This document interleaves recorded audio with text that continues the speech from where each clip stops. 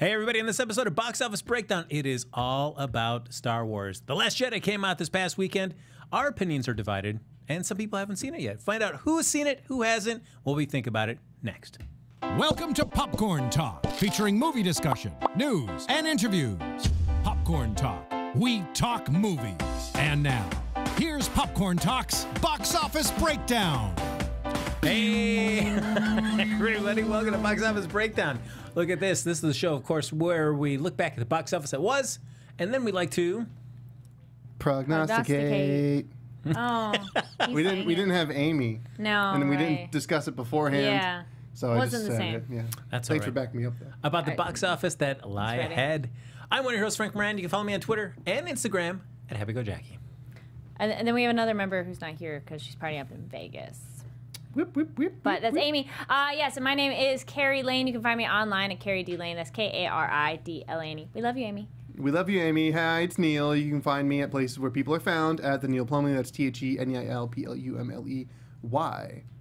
I don't care much for you, Amy. So Well, you care about our people in the chat room, right? Because it looks No. very crowded. do not care about that at all either. No? All right. No, I only care about this sweet, sweet lightsaber that Neil brought in for the show.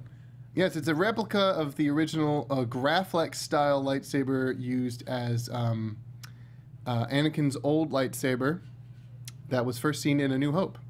And I was telling them beforehand, that's actually based on a flash for an old Graflex camera. So if you look up those flashes from an old Graflex camera, it would actually get mounted to the side, and then the dish, like the flash dish, would sit on top. Interesting. So that's how they made them for A New Hope. Little tidbit for you. So, of course, yes, Amy is on vacation in Vegas, living it up, celebrating some fun times. And we're going to be closing out the year, our final episode of the year. Just the three of us here. Now, of course, you can, it doesn't have to be the three of us. It can be everybody because they can hop in the chat. You can also like us on Facebook. Give us those 5 stars on iTunes. Go to the YouTube channel. Subscribe to it while you're there. Don't just give it a thumbs up. Give it multiple thumbs up. You can do that, of course. Look at all these thumbs. Those could be on those YouTube videos there. And, of course, as Gary mentioned, the chat is up and running, so feel free to hop in, share your thoughts about anything movie-related or something that may have happened this weekend in the box office. Of course, we should just jump right into it. Just leap right in. Guys, The Greatest Showman's coming out. I'm super excited. I'm actually excited for that, but I'm eager to hear. I think you said that you're going to speak about that this week. Is that right? Yes, unfortunately, I can't still. Oh, no. No, the embargo lifts. The what embargo did you lifts on see the as 20th. it early Oh, because okay. of work? I've got connections. Okay. He's well connected. That's true, but there's a embargo for reviews and thoughts Yeah. and feelings until the 20th. So, Got it. yeah, Well, hold your tongue. We'll hear That's about right. it soon enough. there you go. Boy, I'll come in guns a-blazing in the new year. That's where I'll share my thoughts. But, of course, The Last Jedi came out this past weekend. Now, 2 of us on this panel have seen the film. It's One, true. it's not because, of course, this person has been extremely busy, a multi-hyphenate, always has got the fingers in many different pies. I'm sure you can guess it's probably not Neil and myself. Just carry on. I know. I really wanted to see it, but I had a dance show yesterday, so I had absolutely no time to see it. And then by today, when I go to look at tickets, they were all sold out. So I'm like, it's either sold Makes out, sense. front row, or, which I did that when I was like 10, but now, no, I don't want to sit like this in the theater. I want to be sitting in a nice, comfy seat. Or it was by yourself. And I'm like, well, I don't want to sit by myself. So I'm like, I'll wait. Is the front row ever an option for either of you two? Or If there's recliners. if not, That's Because then you better, can lay yeah. back. It's still pretty tough, but it's not as bad as sitting Yeah. up straight and having to look. It's not even the looking up that's bad. It's having to turn your head to see the whole screen. That's what really bothers me with sitting in the front row.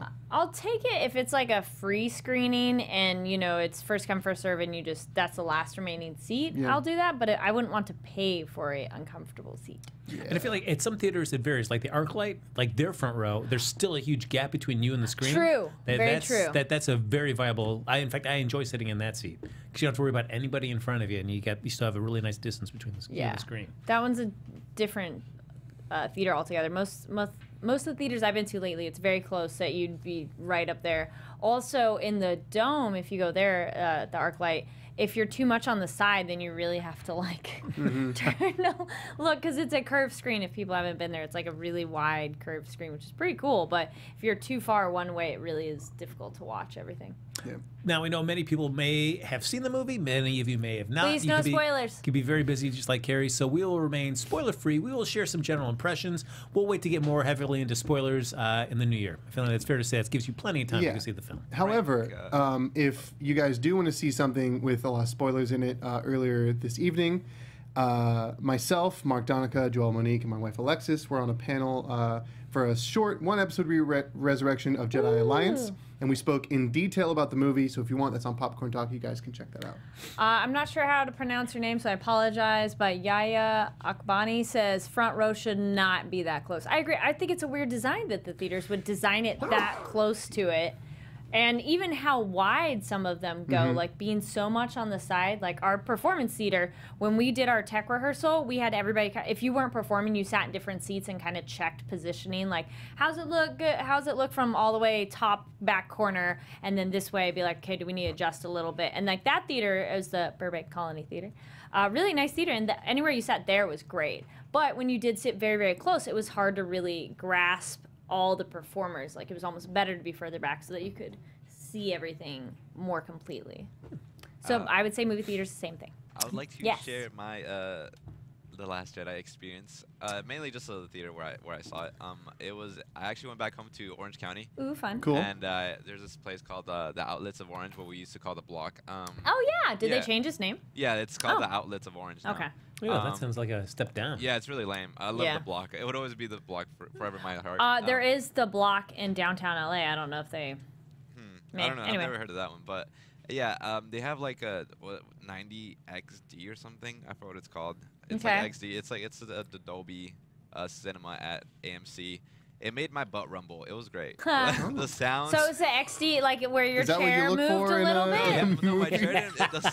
The sound made my seat move. That's how like grandiose everything was. That's cool. Yeah, and we had full recliners and everything, but like the sound was superb. I gotta say, it was really good. Good to know. That's great. Have you guys been to a 4XD one? I saw the last Star Trek movie in theaters at a 4XD where like the chair actually tilted a little bit and moved, and when they're in outer space, it actually had a kind of weightless feel. And that was definitely worth the like extra. It was really cool. Like you would move a little bit, but not too much, and then it just kind of, I don't know how they made it feel like you're floating, but it just kind of did, and it bumped around. I mean, it maybe it'd be annoying. It would definitely not for like all movies, but something where it's, you know, extreme action or like sci-fi. It's cool to add to the experience. But like just like a family drama. Probably not. Yeah. Daddy's Home too? That's right. Yeah, it kind of rumbles a little bit. Boo too? Yeah. What would be the benefits, Frank, of a moving seat when watching Boo too? If it moved you out of the theater. Discuss. Oh. That would be if you could just say like, eject me out of this theater, please. And eject right now. Neil, tell us about your experience. Which day did you see it? What did you think? Your general impressions? I saw it 2 times. I saw it on Friday in the evening, and I saw it last night as well. The first time you see this movie, it's sort of a polarizing experience for a lot of people. You either really, really like it or you really, really hate it. Myself and my group, we all really, really liked it. Of course, there's parts that, you know, we're going to be a little nitpicky about. Not so much as, you know, the audience reviewers on Rotten Tomatoes are, but to an extent where it's like, yeah, you know, this could have been better. However, I will say my movie-going experience was a lot better because I looked at the audience score on Rotten Tomatoes before I went and saw the movie. Oh, interesting. Because the critics score was somewhere around 93% positive on Rotten Tomatoes by the time I saw it, but the audience score was around 53%, and that's a interesting. huge Normally disparity. it's the other way around. Yeah, normally, yeah, you're right. Normally it's the other way around, but that's a huge disparity. And I was like, okay, hold on, Neil, back up. I was so pumped. I watched the trailer like 7 times a day. I watched The Force Awakens twice within the 24 hours before I went and saw the movie the first time. So I was amped up. And then minutes before I walked in, I learned about this audience score. And I was like, oh, dang. Okay, hang on. Back up. Reel it in. Back up. I got to go in like with flat expectations with like anything can happen. I'm probably going to be let down, but who knows? Maybe I'll like it. And I think that helped me enjoy the movie a lot more because I went in I went in sort of not expecting a whole lot. Okay. And that's pretty key. If you guys haven't seen it yet, just go in with flat expectations. If you come out not liking it, cool. But it definitely helped me like it more. Because while I was watching the movie, I was like, man, if I came in thinking that this was going to be like the greatest movie I ever saw in my life, I would probably be a little upset exiting the theater. Honestly, real quick, Neil, you touched on something that I think is just like my philosophy towards just watching films in general. How you should just go in with no expectations. Yeah. And it just makes the film, the movie watching, the whole experience, it just makes it better. Because you just, like you said, you have no expectations, so you just take it as it comes, and at the end, that's when you really, like, you decide, like, how you felt about it afterwards. Yep. Right, but for the general public, that's impossible, because that's why there's trailers and commercials and marketing that get everyone excited to go see it. So it's just if you guys haven't seen it yet, I highly recommend to not expect anything from this movie. News-wise, did you guys hear about the bad screening that happened in Burbank with it? No. Yeah, I did hear what about happened? So there was the, I think it's the AMC 16. They screened it in the IMAX, and it went 20, I think almost 20 minutes without sound. Oh, my God. The first 20 minutes, no sound. Oh, no. And they didn't start it over. They were giving them tickets to go see a different one, but not an IMAX screen. But then IMAX apparently commented saying that wasn't officially an IMAX screen. So I don't know, but I was like, that would suck. I think I would have gone out of the theater way sooner than 20 minutes. If it was the first 5, I'd be like, we need to go out and tell them. Well, At the Burbank 16, those IMAX tickets were $32. They were So trying. I would have instantly been like, yo, it's not working. Their 2D tickets were like $16. Why? I was like, oh, maybe I'll check the seats here. Never mind. It was brutal. Sometimes it's hard to get a person at a theater. Yeah. Because I know people were actively trying. Because Say it again? Trying to find somebody to help you in the theater. Yeah. Because minute 1 when the sound comes up, I know people were already like heading to like, we need to get this fixed. But it took them a long time. And they wouldn't start it over again because they already had other... Yeah. Right, of course. Bump every other show right. back. Sucks. And they're like, here, go to another one. But if you had other engagements, there's no way. It's a tough situation. Nye said, sorry if I said that wrong, says I think it was a Dolby Cinema. Somewhere in there it said IMAX because people wanted IMAX. But it's funny thing with IMAX, I've been to theaters before where it says quote unquote IMAX, but it's not an IMAX screen. And I went to one in like Miracle Mile area and it said IMAX, but when I went in, I'm like, this wasn't IMAX, but you still had to pay like $18. Yeah, it's those faux IMAX ones. They I'm like, licensed the name IMAX, but it's not stupid. actually IMAX. So I saw it and I was looking forward to it. I just left underwhelmed. I didn't hate it. I was just underwhelmed. Okay. At the end of the movie, I was just like, but I also feel like I probably should see it one more time. But it was one of those things that made me question, like, a lot of the reviews and people that were really high end. I was like, what am I missing? I recommend seeing it again. My wife Alexis didn't really care for it when we first left the theater. She liked it enough, but she wasn't like head over heels about it like some of the other ones were. But when we saw it a second time, she was like, okay, yeah, I got it. I think it's because of the expectations that we were talking about. Once you realize sort of that it's not going to be like it's definitely not going to be like a normal Star Wars movie. Even going all the way down to like the philosophy of it, the better things in it open up. But I will ask, without giving anything away, if you guys have seen it, there are a few moments where you literally just get the breath taken away from you by watching this movie. Did that happen to you while watching? I think only one time. Yeah. Only once? Only once. I can think of. I don't know. I was just like, I don't know if it was necessarily the breath was taken away, but I was like, that's cool. You're a tough egg to crack, Frank. I mean, I certainly read up a lot of interviews with Rian Johnson and deep diving about like decisions that he made and why. And I can understand where he's coming from. I don't know necessarily, at least for my particular taste, if it was executed in a way that I thought his ideas, I don't think translated, at least to me, the way that I had hoped that they would have. So, but I will see it again and see how my opinions change. Speaking of ticket price value, oh my goodness. Janet Mouse says Thursday night AMC Century City was $45 and pretty much sold out. Oh my gosh. Well, that is sort of indicative of AMC right now, though, right? They're sort of on the decline. Some of the AMCs, I don't think our movie pass. AMC allowed. isn't doing that well. They wanted to contest using Movie Pass in their theaters, but they opted to use it begrudgingly because it does bring in a bit more foot traffic. They just think that was it the president or the owner of AMC? People buy because wouldn't you be more likely to buy food if you hadn't spent money on your tickets? Exactly. Which that's where theaters make a lot of their money. That's the sell that MoviePass is trying to make to theaters. Yeah. However, AMC is of the thinking that they don't think that MoviePass is a sustainable business model, which they might be right. And when or if it goes away, people will then be less, after coming off a habit of not having to pay to see a movie, will be less likely to see a movie than they were before MoviePass, because then they're going to be like, oh, well, I got so used to not having to pay money to see this movie. Now I have to pay like $12, $13 to see it. So they're sort of against it, but like I said, they did allow MoviePass to use AMC theaters because they don't want to miss out on that concession. Also, I don't know if you heard about this, Neil, as well. Another reason why they were in contention towards MoviePass was that AMC was working and developing their own a system where it's like their own MoviePass version in a sense. That's why they hated the idea, because they were actually in the middle of developing such a thing for their theaters themselves. Fair enough. I think they're actually trying to revitalize it. They tried a while ago and it failed, and they lost a lot of money. And so I think they're trying to, I think you're talking about, Anthony, is they're trying to sort of bring it back to bring their sales back up, at least inside the theater, like concessions and whatnot. But in either case, they're not fans of MoviePass. I enjoyed the Burbank 16. It's nice. That's all I'm going to say. I do like that theater, though. I've been there before, and it's a good theater. Yeah. It's a pleasant place to go see a movie. There you go. That was my AMC Burbank 16 thoughts. Not sponsored. No, not sponsored. But of course, Star Wars, no surprise, Star Wars The Last Jedi, #1 in the box office.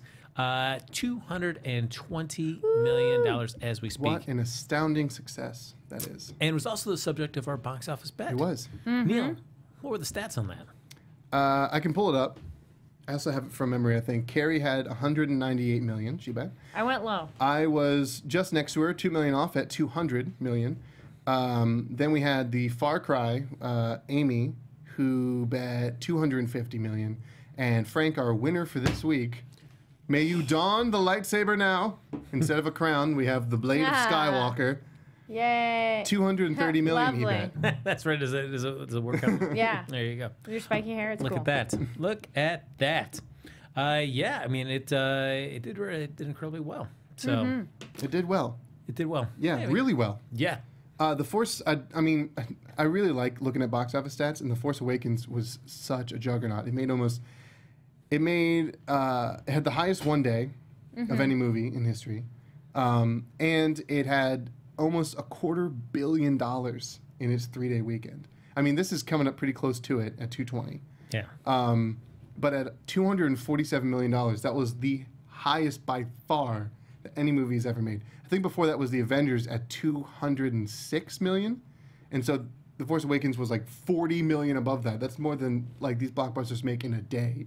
And it did that in a 3-day weekend. It's incredible. And just for this to come so close to that, because like I said last week, I didn't think it was going to get up this high because everyone was really waiting for The Force Awakens. They're all really pumped for it. Hadn't seen a good Star Wars movie in a long time. And just for The Last Jedi to get up to where, like almost just barely touching where The Force Awakens was, is astounding to me. That's a very good job. Well, they're also saying, especially because of the divisive nature of the film, that it's more of a slow burn. They think that this could have the potential to last a lot longer because people will be seeing it multiple times to kind of really see if they can sink into it. Yeah. Someone mentioned in the chat, Nicholas, that's a good point. Yep. Other movie news in a way. Disney has bought Fox, though. Yeah. That's right. Yes, that happened earlier this week. The official announcement. It had been talked about for a while. I mean, it was back and forth. Comcast was in the ring for a little bit, and then they had to bow out. So how do you guys feel about Disney owning Fox? I know there's some speculation about like, hey, you're losing another studio. That's another singular voice, especially with Fox Searchlight. But right, Fox Searchlight it'll be very upsetting if that indeed does go away. I can't imagine We'll have to see. They might be able to still. Yeah, they might still keep it. Above all, Disney is about making everyone happy if they can help it.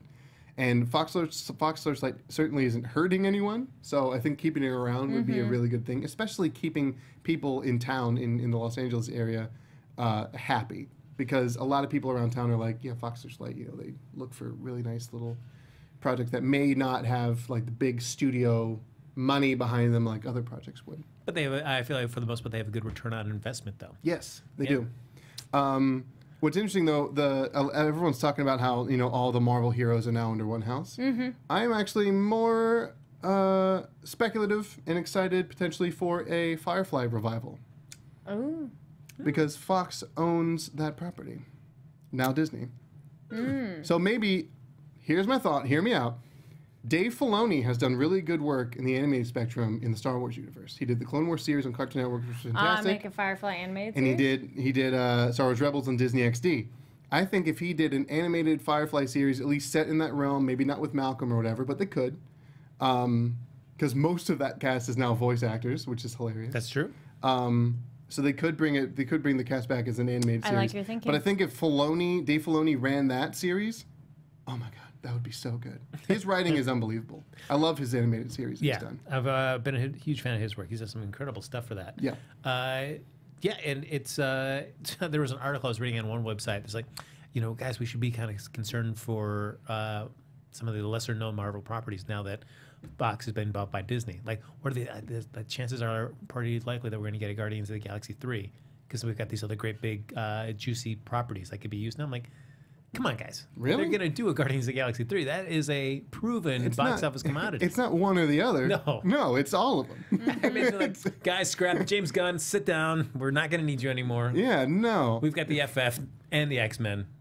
Take a seat. Even if it takes them to phase 13 to get Doctor Doom back into the Marvel Universe, they're going to do it eventually. Yeah. Now they just have the whole canon library together. They can take their time. Yeah, I mean, I feel like the key thing is just keeping that maintaining the relationship with Sony, so that you can keep having access to Spider-Man. Yeah, and you do that because I feel like he's a vital component to the mythos in large. Yep. But so coming in number 2, the box office film that I did see that I can't share, Ferdinand. Oh boy. Oh wow, John Cena. Fox. It was a little over 13 million. That's kind of it's just a so-so movie. I think it did 19 globally. Yeah, it's yeah. I mean, we've talked about Ferdinand before. It's like, do you guys know much about Ferdinand? Not really. I don't know the book. Yeah. It's just, I mean, the animation's nice, but the story's just kind of So now, in is it good for like kids though? Is it more just like? Is it more meh because it's okay? But I feel like you can't judge a movie by the reactions of my young one because she will get antsy at the drop of a hat. So, oh, gotcha. Yes. Were you dropping hats? I was dropping hats. I wanted to just handcuff her at certain points, but that's where you went wrong. Stop all the hats. Moving. Coming to number 3, Coco. Another one from Disney. A little over $10 million. Wow, that's a fourth week, right? Yeah, that is a 4th week. That's not bad. Yeah. No. Third spot. And number 4, I think, which we actually talked about, and I think that actually happened. Wonder stayed strong at number 4, and the Justice League dropped underneath that. Fantastic. $5.4 million for that, and $4.1 for Justice League. Wow. So Wonder is hanging on tight. I did see a movie though that's not in the top 5. What did you see? I saw Darkest Hour. Oh, that's right. Yes, because Kari Lane. Feel free to check out any of the Popcorn Talk interviews because Kari Lane talked to the cast. Yes, I went, and we also have interviews with. I went with AfterBuzz, and then Amy and. I'm so sorry, I'm blanking on her name. We had 2 teams. We had a Popcorn Talk and an AfterBuzz team, and yes, we got to talk to them. It's great. The writer director Gary Oldman himself, and it was really great to watch the movie after having talked to them. And I think Gary Oldman does an amazing job of really embodying this other character because I really like it when an actor where you can like still kind of see them through all the prosthetics, but they really seem like another person, like all the way down to like how they hold like their mouth when they talk or how they walk and everything. There's actually a lot of humor in it, even though it's a pretty heavy subject matter. It's really interesting, just like nice little bracket in history that I was like, I don't know much about this. And it was cute because I went with my mom, and like I had recently I went to London over the summer, so it was cool to be like, oh, I kind of know some of these places. Oh yeah, give you some context. Exactly. Did you go down to his bunkers? No, but my mom went to a lot of the places that he went to in like his estate or something like that. So during the movie, she'd lean over and she's like, I've been there. I went there. It was really cute, and it was mostly a platinum club screening, as in older folks. Platinum. Oh, they're just like they're really affluent. No, I was like, it's a silver hair club. But it was like a teeny tiny theater. It was only like 2 screen. But it was I thought it was really great. Teeny audience really liked it. And again, there's really good humorous moments, which you wouldn't think are so funny. And it was a really kind of, with talking with the writer and the director and then watching it, it was a great look at Winston Churchill, because I talked about how he's normally portrayed as so like just this grumpy old man who was like born a grumpy old man. But he had, like, based on this, and also combined, Gary Oldman talked about he just watched listened to a lot of his actual, Winston Churchill's actual audio and, source material of the person. But he was actually really funny and really intelligent, so it's cool to see a different side of him. Cool. So I recommend Darkest Hour, and yeah, it's absolutely beautiful. A lot of great cinematography. There's like this one scene where he's coming up an elevator, and the entire screen is black, but the elevator is lit and comes up, and you're just like, well, that's a cool way to shoot it instead of just like you're in an elevator. So there were things like that where this were maybe more subtle, but it was a cool way to film it. Cool. Nice. Neil, did you see anything? Just Star Wars. Yeah, sometimes you just got to focus on one thing. Yeah. Legion says, did anybody see Love? I think it's Loving Vincent. Wrote Love Vincent. I do want to see that, but I missed it. So I'm wondering if another theater might have it. Do you know about that one? No. We talked about that. They filmed this movie, and they painted every single frame like a Vincent paint. They've been working on this for it took a long time. Years. I remember hearing about it a while ago. Mm-hmm. That's great. I really want to see that, actually. Oh, interesting. Yeah. Sorry if I said it wrong. Akabani says, funny thing is my theater's doing a double feature of Darkest Hour with Dunkirk, and it makes sense. So, I actually really did want to see Dunkirk more now, because they reference it. Of course, they talk about it in Darkest Hour. So I'm like, oh, now I really want to see it, because then it kind of blends into that. So it could be a good double feature. Yeah. Heavy, but good. Cool. Internationally, of course, Star Wars The Last Jedi showed its force at the international box office, took in $230 million, so combined with domestic, a global launch at $450 million. It ranks The Last Jedi as the number 5 debut ever. Look at that. Out of 54 overseas markets, the Rian Johnson-helmed epic is the best start of 2017 in several major markets, including the UK, which leads with $36.7 million. Wow. Episode 8 debuted at number 1 in all but 4 offshore markets with a $230 million start. Look at that. So it definitely puts it in line with pre-opening industry expectations. And the offshore debut estimate also means the Crystal Foxes, those Crystal Foxes, guys, are running about 23% below The Force Awakens, which is not a surprise given the pent-up demand for a new Star Wars film after such a long wait in 2015. I like there's a meme or something on Twitter that's like, everybody's caring about Star Wars. It's like, I just care about the new Pokemon, and they showed the Porg and the Silver Foxes. I know they're not Pokemon, but that's why it's funny. No, they're basically Pokemon. But I'm like, I want those too. Coco is closing in on $300 million internationally, for $450 million worldwide total. And it was recently granted an extension in China, much like Zootopia was, and has now grossed $154 million there. It should pass Despicable Me 3 this week to become the number 2 animated pick ever. Not a bad deal. Fantastic. Wow. And elsewhere, Murder on the Orient Express has crossed the $200 million mark at the international box office. I'm jazzed about that. I'm actually jazzed to see a sequel to that, or just whatever. I want to see another one with Uso, for sure. And Wonder has crossed $150 million worldwide. Ooh. Yeah, look at that. I'm actually just more jazzed about Murder on the Orient Express, because I feel like it's been a quiet but steady earner for Fox. Yeah, that's great. Yeah, because I feel like there's a little bit. I feel like there's. I feel like more like commenting on Johnny Depp being in it. I think that seemed like the biggest buzz about everything. Like, oh, Johnny Depp's in this movie. I don't know if I want to see it. Yeah, people are getting kind of sick of Johnny Depp. Yeah, that's true. He's not that major of a character in it, so I wouldn't want to not watch the movie just because he's in it. There's a lot of other people. Yeah, but it goes down to how they try to market it. True. And they try to market it with star power, and Johnny Depp is disproportionately in the marketing as he is in the movie. Yeah, no, well, they do that a lot, where they're just like, oh my gosh, this person, and then you're like, they're barely in the movie. Yeah. Like, if someone's an and, I'm like, oh, they're not going to be in this long. Oh, they're not. No. I had that where a character died. I'm like, that's why they're an and. It's like so-and-so and, like, oh. Or they're like some sort of acting legend and they've been around forever. Like, and... You're like, yeah, they're not going to be... Academy Award winner. That's Somebody.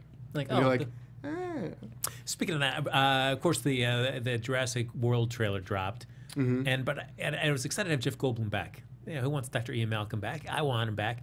But I just get this feeling watching the trailer, it's like...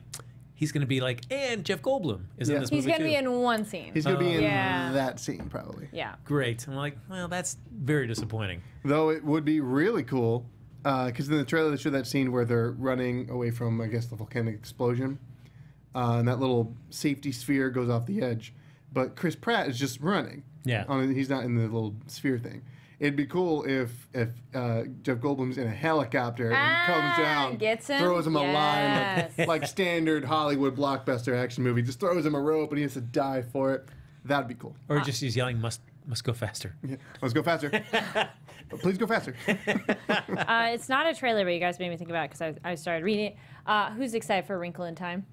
Oh, yeah. Oh, my goodness. It seems intriguing. I've never read the original, the book. I've not read the book, but I am keen for the representation in the movie.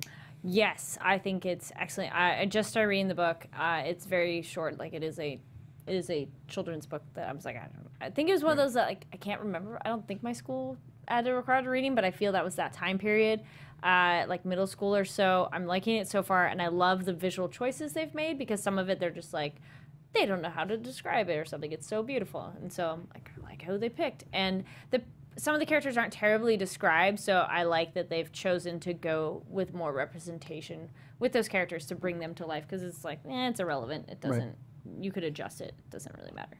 I feel like any film or any story that always talks about like, hey, this is a great new way to travel. Instead of we're folding space. I feel like anybody that ever folds space, it never turns out well. Did you see that? You see that compilation of the only way scientists or the only way movie writers can describe folding space-time in movies, and it's like a compilation of all the movies that have done it. Most notably, probably Interstellar from a few years ago, where they're like, well, you got two. It's always on a piece of paper. You have 2 points, and you can go this way, or you can fold them in half. And it's like, and it's just, the compilation is them just sticking the paper through the pencil. You know what? And it's just like a whole compilation of them just sticking the pen through the paper. And I was like, yeah, I kind of see what you mean there. I think the public more or less gets it at this point. They actually draw that in the book. They have a drawing of a string with an ant on it, and they're like, so you could go this way, but that'd just take too long, so we can just put them together, and it shows that it just walks across. Yeah. But there's a lot of other things of, like, other places, and the 3 women are not regular people, so a lot of that is described or not, because you're the kid's perspective, that they're like, what's going on? Can't really tell you, don't have the time. This does tie into Event Horizon, right? No. I would hope so. No, it's Wrinkle in Time, Swiftly Tilting Planet, we and don't then see something Lawrence else. Fishburne or Sam Neill popping up? Yes. I love Event Horizon, though, side note. But, yeah. So I'll let you all know because I'll finish the book by the time I watch it. So I'm excited. Delightful. So, of course, we're not going to be here for the rest of the year. We're going to be off until January 7th. But that doesn't mean we can't do one box office bet for the road and just announce who's going to win or lose over Twitter. And then that person can actually have a few weeks to do their homework before we can join back up on January 7th. So we will have 3 films in contention. We've got Downsizing, the new Matt Damon film, and we've got Father Figures with Owen Wilson and Ed Helms. I'm sorry, that trailer looks painful. Might be a rough watch. And then Pitch Perfect 3, the closing out of the Pitch Perfect trilogy.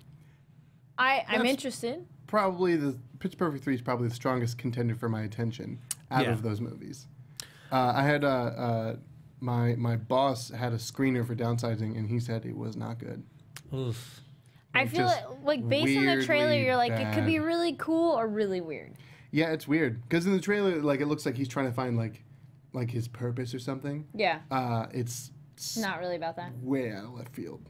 Okay. Interesting. Yeah, I have heard people say what you see in the trailer is not what you get in the film. Oh, often. Yeah. Very often is the case, yes. So, yes, those will be the 3. So feel free to start chiming away where you see one bet right vote in there for Pitch Perfect 3.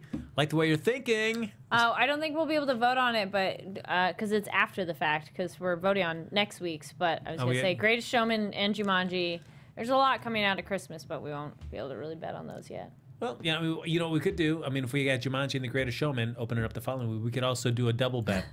We could bet on 2 weeks. Yes. So feel free. Man. So look at that. All right. So why not? It's fun. We'll give it to you guys. So we've got Downsizing, Father Figures, and Pitch Perfect 3 for this week. Everyone's so excited about Jumanji. The following week, we've got Jumanji and The Greatest Showman. So I do want to see both of those, actually. So feel free to start chiming away. It feels like Jumanji's running away with it, but we'll see what happens here. And we'll just do a cumulative difference. Yes. Between the bets and the actuals for each person. There you go. And then we'll do shout outs on Twitter to see who's going to be actually having to go see these films. And then we'll have lots to talk about when we return back here on January 7th. Lots of movies.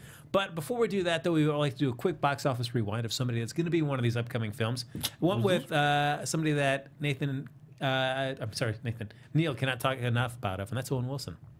Oh, wow. That's He right. can be good. He can be. He can be. I feel he can be too much and not in a good way. It's great when he doesn't have a speaking role.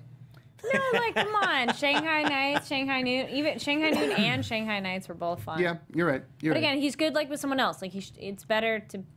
But yeah, Father Figures. I'm like. He was good in Wedding Crashers too. Yeah.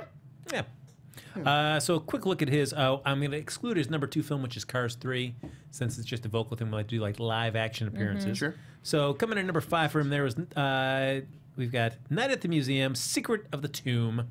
Oh, he was funny in Night at the Museum. No. I liked all those, actually. That came out in 2014. That ended up making, oh my gosh, $17 million its opening weekend. Number 4, No Escape from Weinstein Company. That made $8 million there. Number 3, Zoolander 2. Which I never saw, Zoolander 2. I never saw the second one. Yeah. Not interested. Yeah. I was like, Number 2 is Masterminds from 2016. And then, of course, our number 1 film for Owen Wilson, Wonder. Oh, Look at that. wow. Check that out. Or no. We're like, okay. Neil's taken aback by that. So, folks, we're going to do a little box office bet here. Of course, we can talk real quickly about what we think next week's top 5 will look like, with the addition of Downsizing, Father Figures, and Pitch Perfect 3. A lot of people are like, Jumanji opens in just a few days. So how does that... Well, we're going to just treat that. Different? We're going to do this week, and then we'll treat Jumanji and The Greatest Showman for the following week. Yes. You So guys, break it you're up. a little early on it. All right. So yeah, Pitch Perfect. Who's excited? Did you watch the first and second? I've watched them both. Do you want to see the third? I do want to see the third. Yeah. And I feel like I like the first better than the second. Yeah, me too. Yes. But we'll see, But the second was still fun. It was. It wasn't terrible. No. Yeah. It was fun to watch. But it's one of those where you're like, yeah, I'll watch another one. Yeah. And I know it's I know it's a I know it's like a women representation vehicle, which is really great. Mm-hmm. But I really missed having a lot of Ben Platt in the second one because I think he's fantastic. He was the love interest's roommate from the first one. He was great. He's He's got the magic in him. He has the magic in him. Yep. That's exactly what he has. He has the magic in him. So yeah, my critique with the second one was I really wish I had more Ben Platt, but then the other hand I'm like, yeah, it's not really about him though, so never mind. I'll just hold that. Yeah, I love the first one because it was like, okay, here's an example of an all-female cast where it was actually really funny. Yeah. Because I didn't like Bridesmaids. I know. Carrie's made that quite I'm well like, known. no. So do we see, of course, I don't think any of us see The Last Jedi not being number 1 next week. I think it'll be on there twice. It'll be on there. If they just split it in half. Yeah. No. I feel like of all of these, I think only Pitch Perfect 3 has a chance of, well, I think that'll easily take number 2 spot. I think so too. I think so. Yeah, because it's one of those everybody, it's just a nice, fun kind of movie. Like that is one of those like I just want to see a fun, upbeat movie. Does anybody see? I could see next week looking like Last Jedi, Pitch Perfect 3, Father Figure, Downsizing, Coco. Yeah, that sounds right. I think I'll go with that too. I'll actually be lazy, I'll be split, like, I'll split with I'll switch out Father Figures and Downsizing. Oh, interesting. Yeah. Okay. I think that'll do a little bit better. I feel like Downsizing could be one of those that could have a very good opening weekend, and then the second weekend have a huge drop once people realize, like, whoa, you're like, no, nope, this wasn't for me. Yeah. So, ladies and gentlemen, we'll do our box office bet. First round, will be for Pitch Perfect 3, Father Figures and Downsizing. Second round will be for The Greatest Showman and Jumanji. I feel like I see Jumanji coming in very hot here. Yeah, everybody was excited. So I feel like that for that. And I saw some Pitch Perfect 3 ones, so I don't know if I see anything else that... Well, everyone's convinced it comes out this week. Well, let's see. I mean, according to Box Office Mojo, where I got the latest update, we will check right now. Hold on, everyone. Everybody stand by. Stand by. We'll take a look at the releases here. Here we go. We've got Wednesday we have Wednesday the 20th. Yeah, so we've got The Greatest Showman, the Jumanji. And we also have on Friday, Downsizing, Father Figures, Pitch Perfect 3. So Greatest Showman is this week. So we could, I was thinking it was coming out later. We could do all 5. There you go. So. Oh, then I definitely would. I want to shuffle my list around. Star Wars absolutely is still number 1. Then. Do you feel like it's Jumanji or Pitch Perfect 3? Jumanji. Jumanji has The Rock. Also, Jumanji is like more even, probably easier to bring all kinds of people to. Pitch Perfect, some people don't care that much about singing stuff, so then they might be like, if they're not on the Pitch Perfect train. Star Wars, Jumanji, Pitch Perfect, I want to say Greatest Showman will do well. Greatest Showman. I hope so. It looks great. And then Coco. Coco's going to hold on to 5. Yes. There we go. I'm looking over at the chat if people are like, what are you doing? Neil, any differences with that? I don't think so. I mean, it's kind of hard to predict with all these variables in the air. Also, is Pitch Perfect from Universal? It is. And is Jumanji from Universal? Jumanji is from Sony Columbia. Oh, never mind. I thought if they were both Universal, I would have come up with a theory that they're trying to take away Disney's thunder by releasing them in succession with one another right after The Last Jedi. But no, it seems like everyone's just trying to throw something at the wall and see what sticks. Well, chat generally agrees with us, though a lot of people are saying they're thinking more Downsizing will be number 5. But right. Yeah, similar. We're all like-minded here.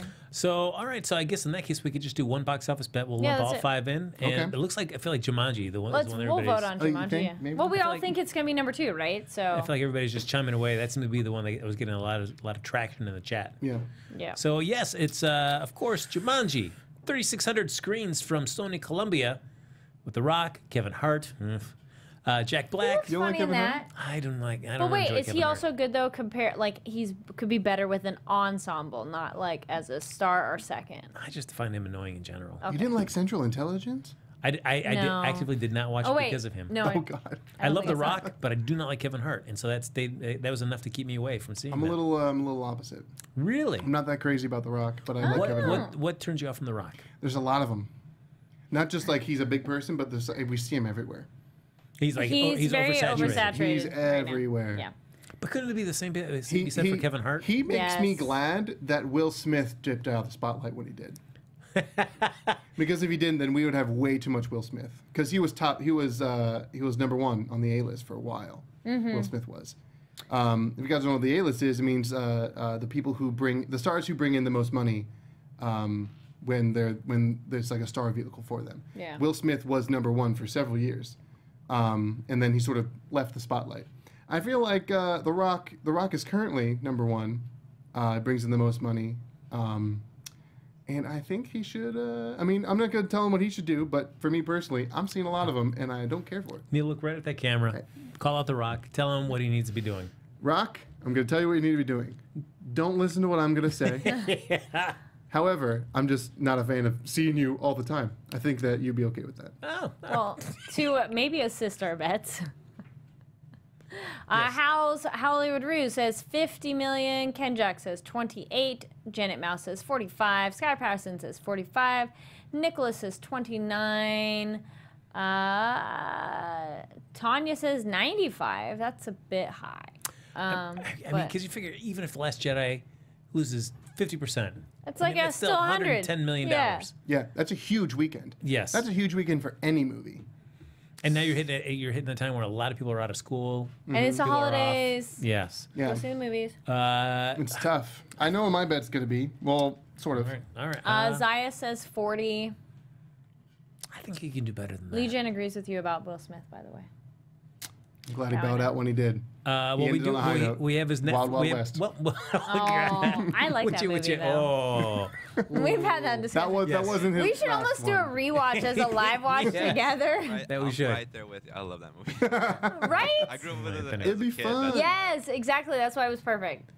I remember the Burger King toys still to this day. I found 2 of them at home, so I should bring them in next time. Yes. Just I let them be feel right like there. we talked about this, but Yeah. I had the little classes. Here you go. I get the unicycle or the Stardew which says Wild 90. Wild West. Jim West. I love that song. I could like sing along with that song. I have that song.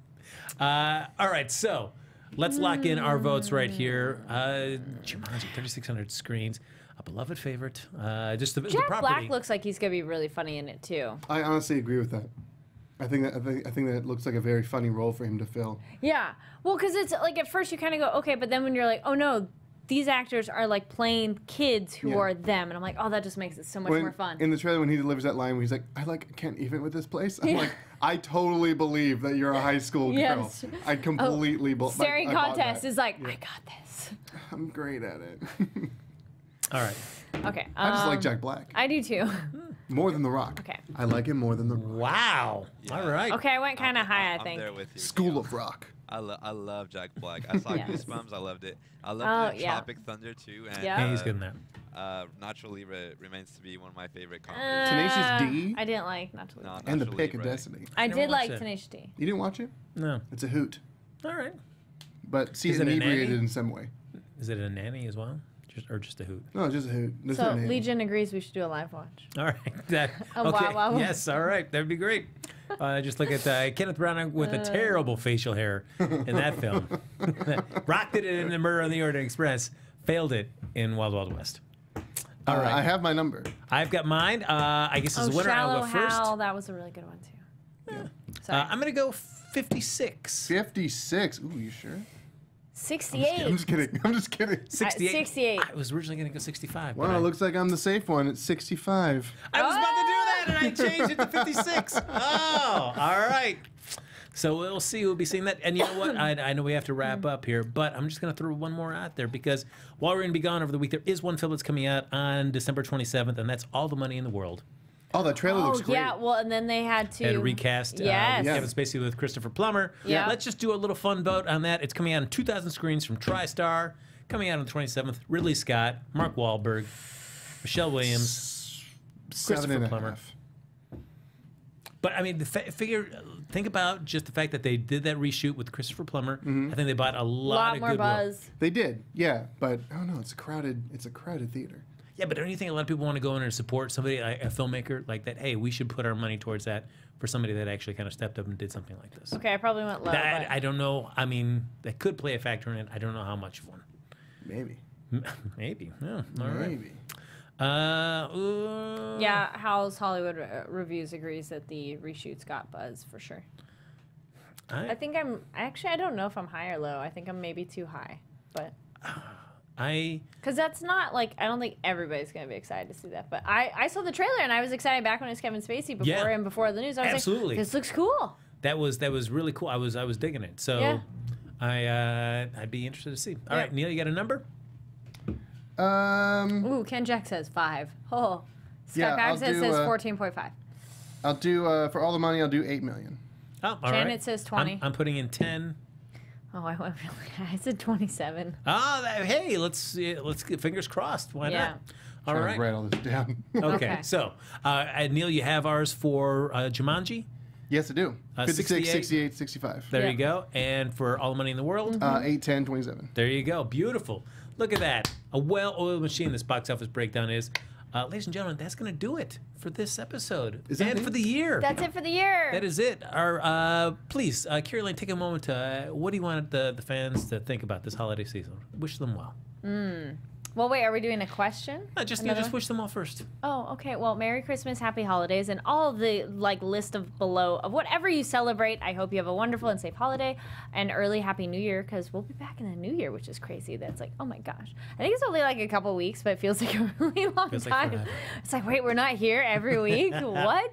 Also, quick note, no Star Trek tonight, right? Yeah. Nope. No Star Trek tonight, and no Marvel tomorrow. So if you guys watch Marvel TV news, no Marvel tomorrow, and then no Star Trek tonight. But hopefully over the break, I'll catch up on more Star Trek. Neil, wish the crowd well. Well. There you go. Lovely. May the Force be with you through this holiday season. Well, and then we'll throw our Star Trek Live Long and Prosper.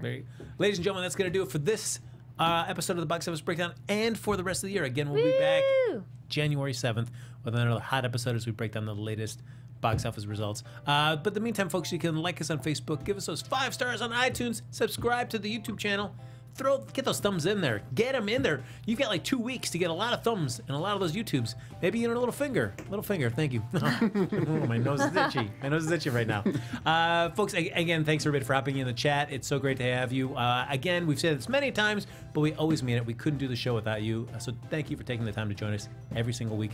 But if you're joining us even after the show is aired, of course, you can comment down below. Kari Lane, what do you want them to talk about? Well, we were kind of asked what your favorite Christmas movie was. What's your favorite, if there's new movies that have New Year's as a theme, right? Yeah. There you go, fun challenge. What are your favorite movies that involve New Year's? Oh, or there we go, where New Year's is maybe happens within the movie. I would say, discuss your favorite plot line from New Year's Eve. From Gary Marshall. Oh, right. The one with the woman, she couldn't get the ball to drop correctly. That's right. There you go. That was the best one. But if you want to get a comment with to us even after the show's over about, you want to talk to Neil about Force Awakens, you want to talk to Kari Lane about The Darkest Hour, you want to just tell me I'm a dum-dum, Neil, where can they find you? You can find me at places where people are found at the Neil Plumley. That's TheNeilPlumley. And again, go check out Popcorn Talks Jedi Alliance, with a special episode today talking all about The Last Jedi. If you don't like my opinion, at me about it. I love to discuss. And you all can find me on Twitter and Instagram at Kari D Lane. That's Karidlane. And yeah, I've been posting a lot more of my travel videos, so you can check those out on Instagram, and then I link them over to Twitter too eventually, but easier to watch on Instagram. And as Neil came in and I saw him this evening before the show, he said he'd been engaged in a nice long conversation with somebody on Facebook about The Last Jedi. And I feel like that's great. You may not agree on a film, but I feel like if you can have a nice civil conversation, that's always great. Yeah. Yes. Follow me if you want. I mean, gosh, guys, you know what the greatest holiday gift of all is to recommend your friends to follow me on Twitter and Instagram at Happy Go Jackie. What a gift. Just in a box, a really nicely ornate wrap box. It's just my Twitter and Instagram handle on a piece of paper inside there. How'd you know? That's what I give all my friends. Yeah. That's, wow. A medium, too, this one. That's right. Ladies and gentlemen, thanks so much for joining us. We'll see you back here January 7th. Have a great holiday and an even better new year. Bye, everybody. Yep. Producers Maria Menounos, Kevin Undergaro, Phil Svitek, and the entire Popcorn Talk Network, we would like to thank you for tuning in. For questions or comments, be sure to visit popcorntalk.com. I'm Sir Richard Wentworth, and this has been a presentation of the Popcorn Talk Network. The views expressed herein are those of the hosts only and do not necessarily reflect the views of the Popcorn Talk Network or its owners or principals.